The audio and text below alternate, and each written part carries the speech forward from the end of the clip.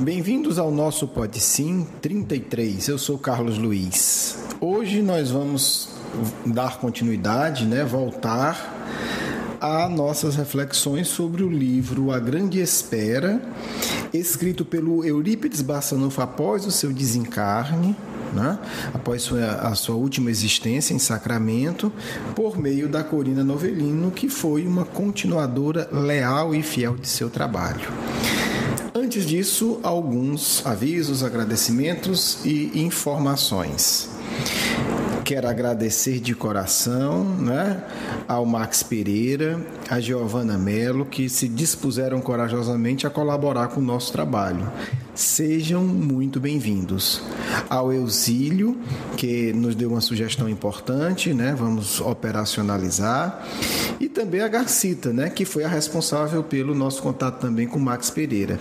Os dois participam do Centro Espírita, na Alemanha, e, se Deus quiser, vamos estabelecer aí uma parceria de trabalho para, cruzando as fronteiras e o oceano, conseguirmos provar na prática a importância da fraternidade e do ideal.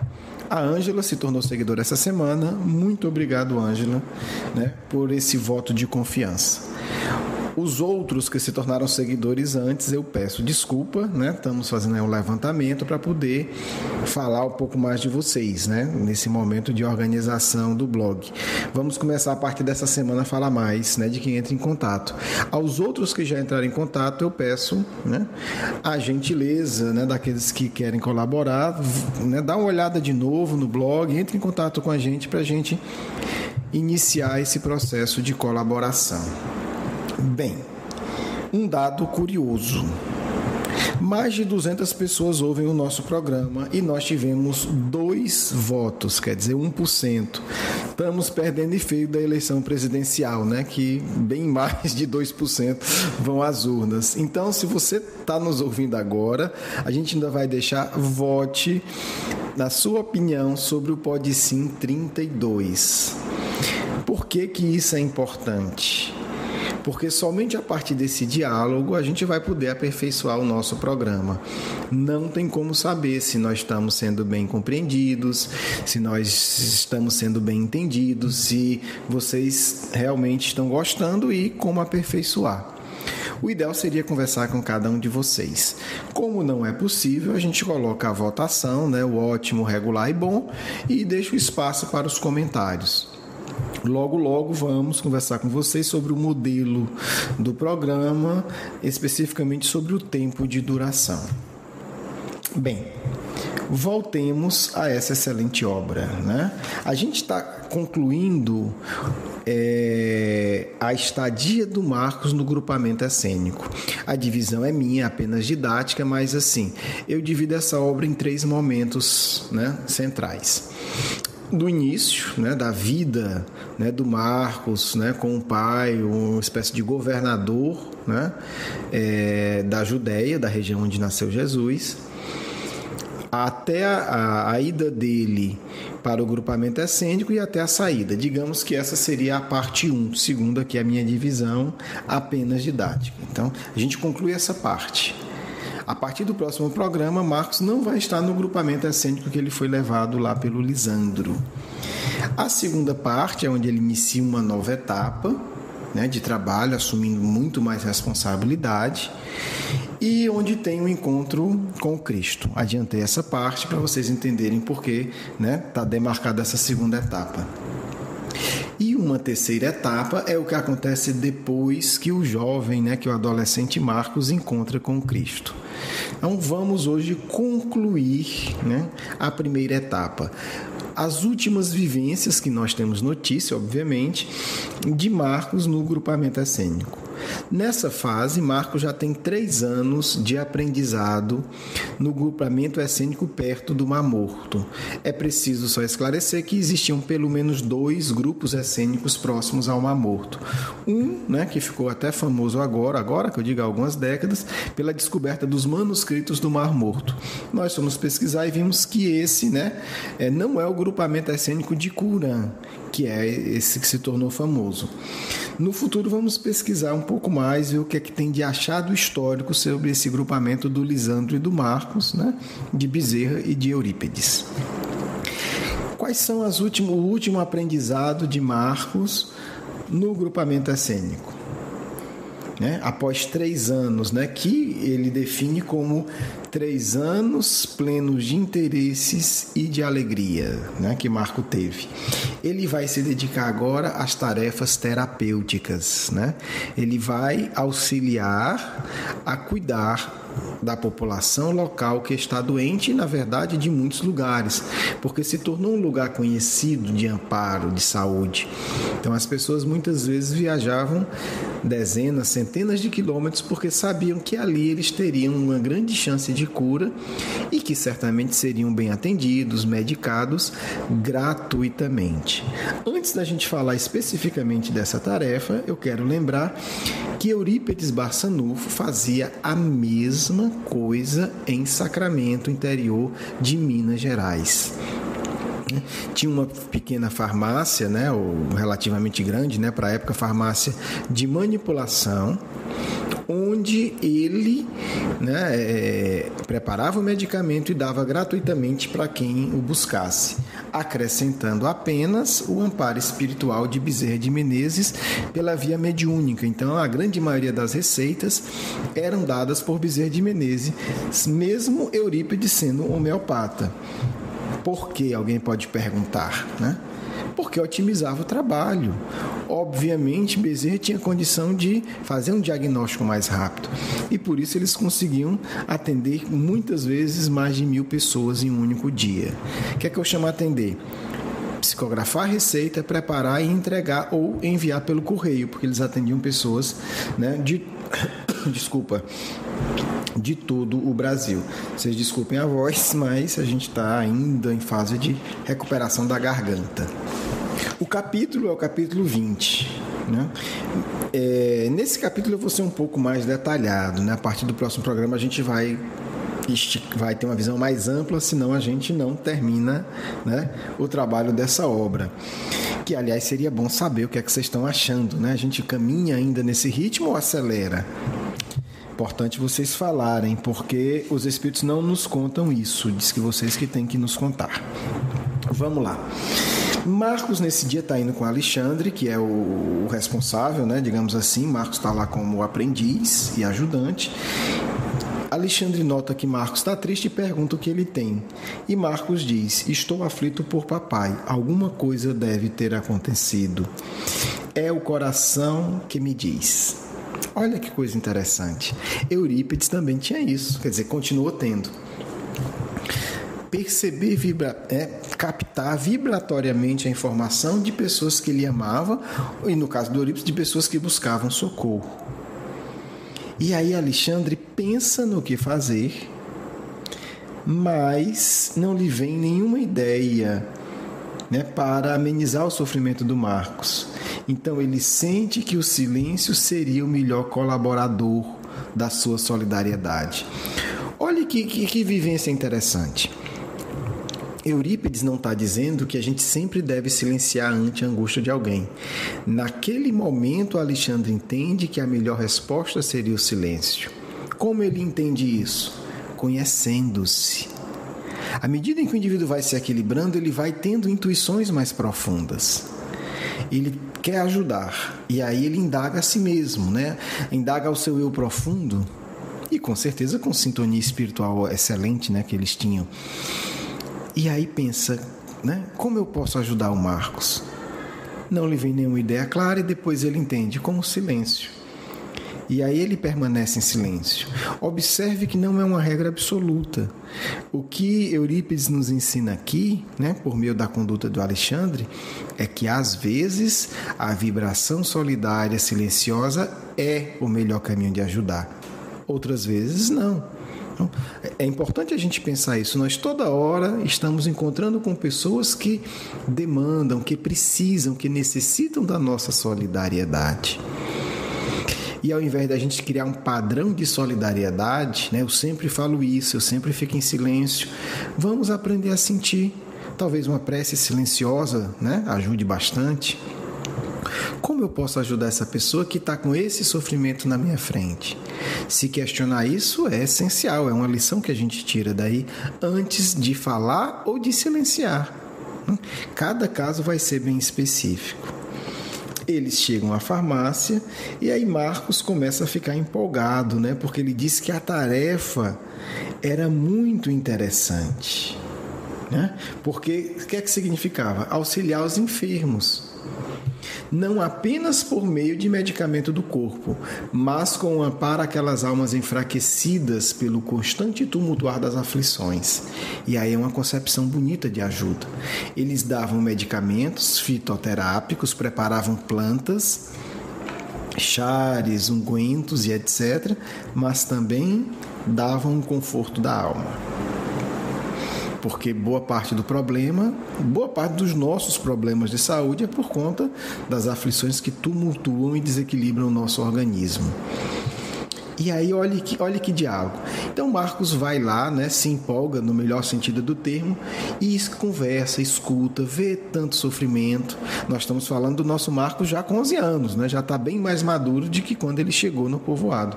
Conversa com cada um, leva água, pergunta a história, mostra uma atenção sincera, envolve energeticamente as pessoas que ele está ouvindo. E aí, depois de um tempo, Marcos retorna, né, até o Alexandre, que nota um brilho que iluminava o olhar do jovem. E Marcos diz: conversei com todos, pobrezinhos, cada um deles tem um problema diferente do outro. Ah, se a gente pudesse solucionar todos, né, de modo a proporcionar permanente tranquilidade a essas pobres criaturas, seria magnífico. Mas nada pude lhe oferecer senão um copo d'água. E Alexandre interveio sorrindo, quer dizer, vendo, olha que comunicação bonita, o sorriso, né? A felicidade de ver que ele estava bem, que aquele sentimento de compaixão sincera, né, partindo de Marcos. E Alexandre pondera: não podemos desviar totalmente o curso dos rios. Quer dizer, como quem diz, né? A gente ajuda e faz o máximo, mas não compete a nós, né, mudar a situação de todo mundo. Olha que sabedoria, né? Lembra-me muito Cristo, né? Quando no Evangelho ele diz: ah, Jerusalém, como queria te acolher, né?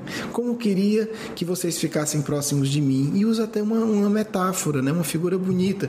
Da mesma maneira que uma galinha protege os pintinhos, eu queria proteger vocês. Mas vocês não quiseram. Então, há o livre-arbítrio, há o respeito ao processo educativo de cada um. E a gente vê essa lucidez muito clara, quer dizer, Alexandre vai ensinando Marcos: Marcos, vamos fazer o máximo, mas não nos compete mudar a vida de ninguém, né? Como diz, a gente pode mudar um pouco o curso do rio, mas mudar todo o processo das águas não nos cabe.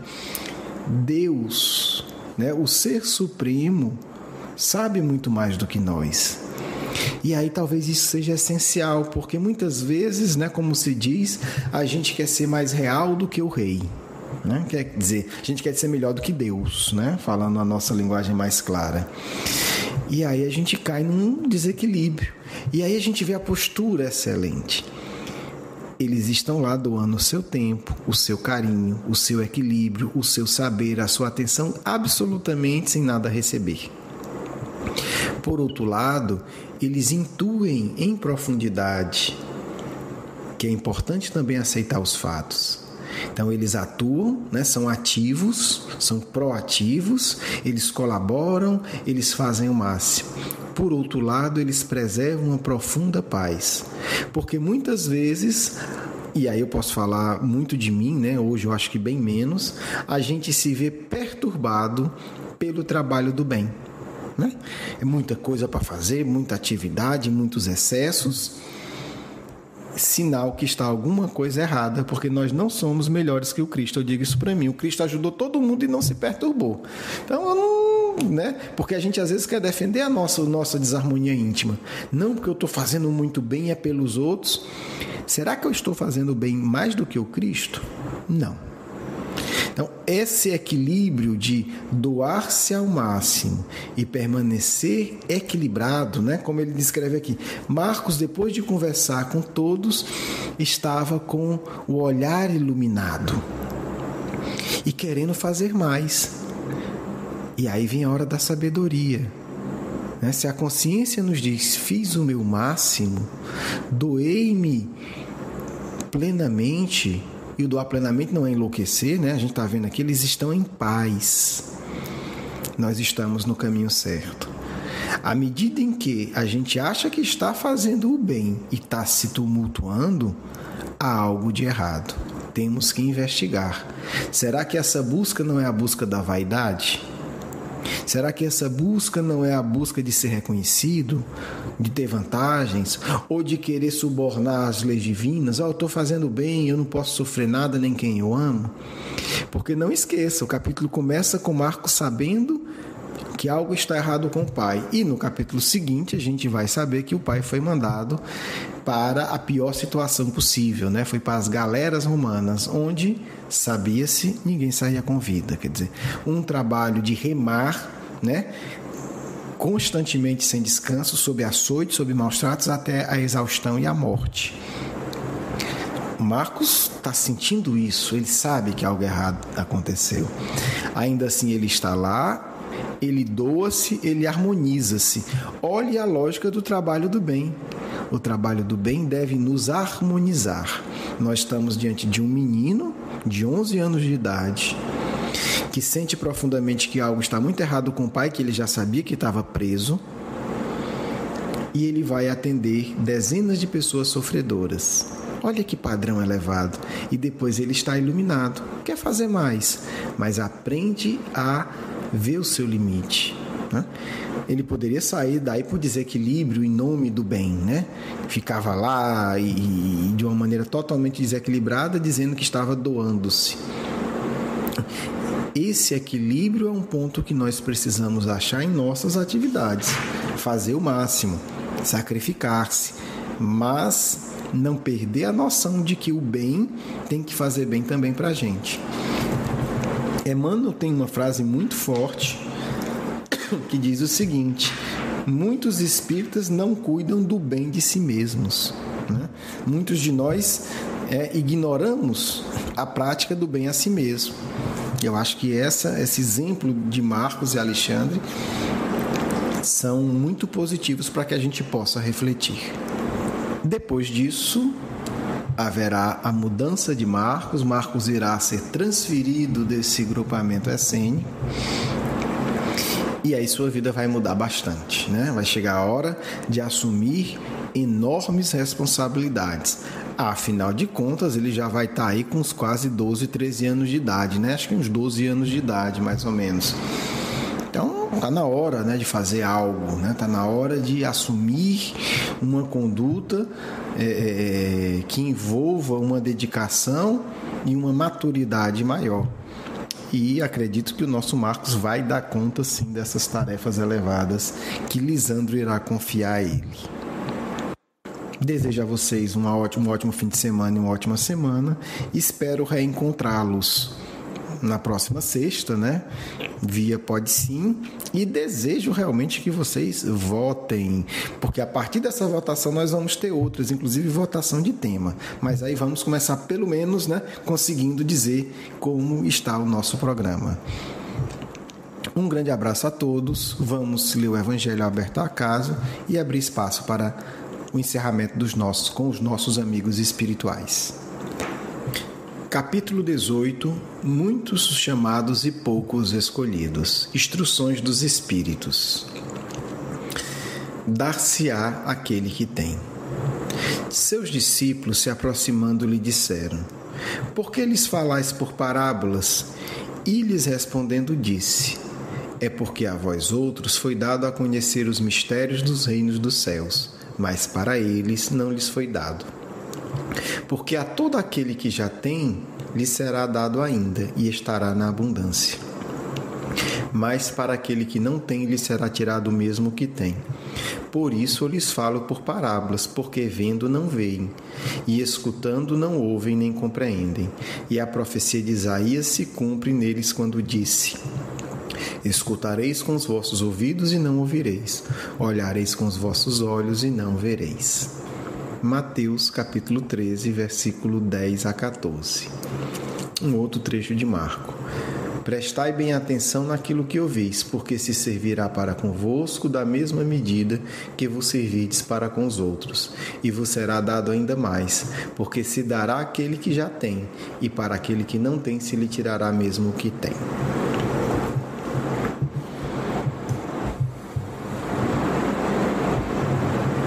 Pai de amor e bondade, rogamos, Senhor, teu amparo e ajuda nesse instante,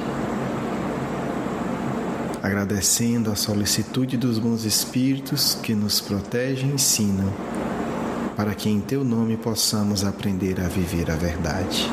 Que assim seja.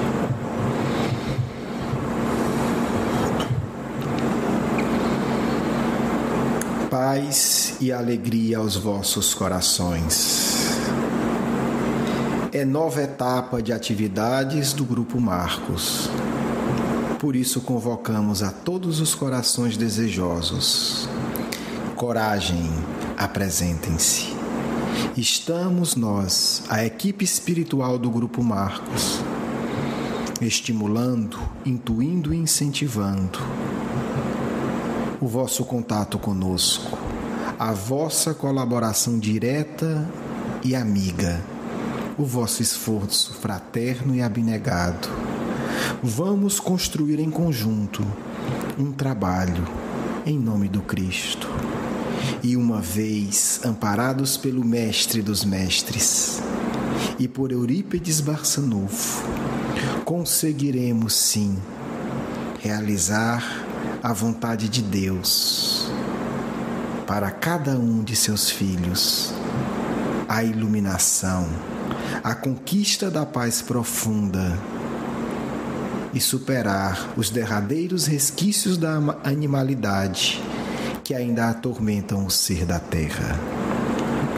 Paz, muito trabalho, amizade abnegada e fraterna é o que queremos estabelecer com todos os corações que nos ouvem, não apenas com os ouvidos, mas com os corações. Porque a vós, amigos e amigas queridas de todas as idades, moços e moças como Marcos, sejam bem-vindos ao grupo que leva o nome desse adolescente abnegado e amigo do Cristo. Adultos que compreendeis que a mensagem do Mestre não é letra morta, mas é alimento de vida eterna, unamo-nos para que, inspirados pelo Cristo, amparados por Eurípides Barçanufo, sejamos nós aqueles, servidores pequenos, mas abnegados, a auxiliar com os nossos suores e labores a semeadura no bem em nossos corações e nos corações de todos aqueles que desejam um dia tornarem-se bem-aventurados por muito amar. Muita paz do vosso amigo sempre presente, Caibar Schutel.